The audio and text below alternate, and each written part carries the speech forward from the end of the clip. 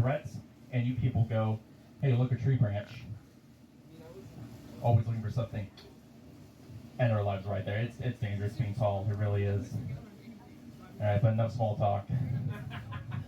So as much as I love doing comedy, I've yet to make it like my full-time job yet. So for the past several years, I've been working in the retail food service biz. Anybody work in that? Yeah. Yeah. All right. So obviously we see a connection that you work there. You do comedy, right? Because you get so much material from all the bozos you see around you. I'm sorry, just people watching. It's just incredible. I forget this one time I was stocking the shelves at the store I worked at. And this lady walked up to me and just goes, honey? Now see, it was not unusual for a sweet old lady to say excuse me, hun, where can I find the unicorn pudding? So naturally I thought okay, this is like one of those times. So she goes, honey? I'm like, yeah? Honey? Yeah?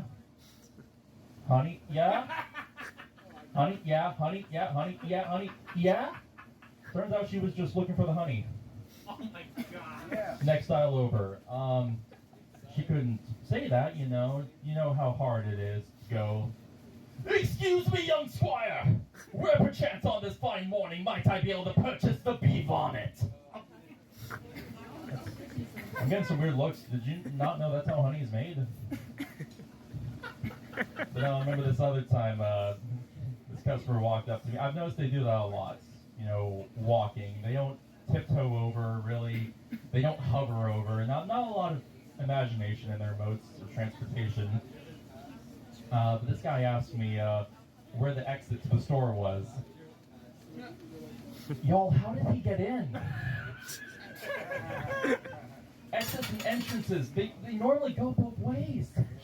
And you might be thinking, well, Sam, it must have been a big store. He maybe got lost, and not really. I mean, I probably shouldn't out myself and say where I work. For legal reasons, this does not represent the company. But let me put it this way: the store I worked at was bigger than Aldi, but it was smaller than your mother.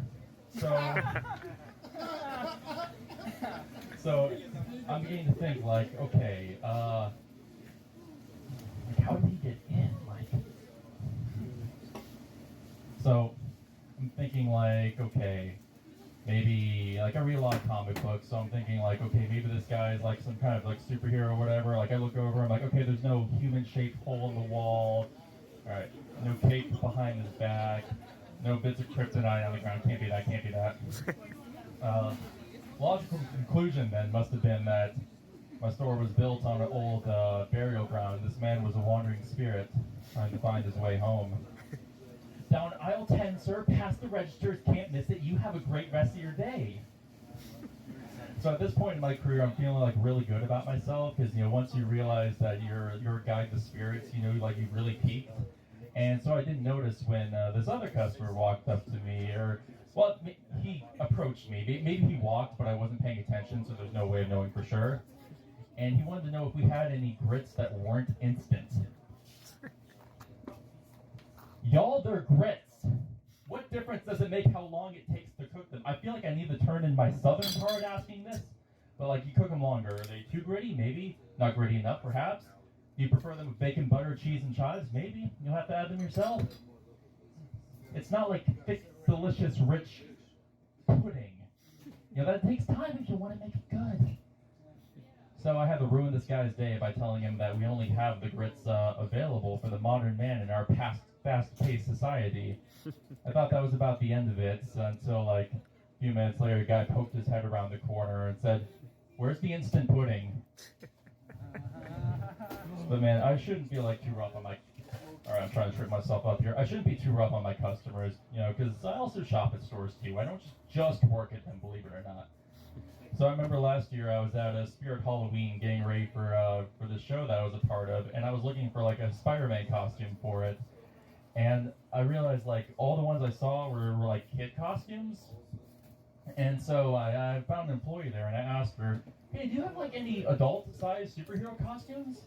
And she was very good at her job, very professional. She said, "Oh, let me check on that for you." Do we have doll-sized superhero costumes? That is not what I said. But she did not bat an eye.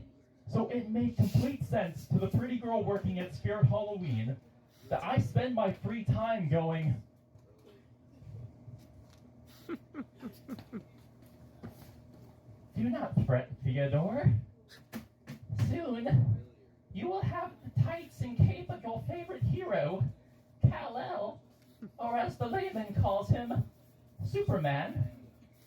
Then no one will ever hurt us again. I look like somebody who does that. But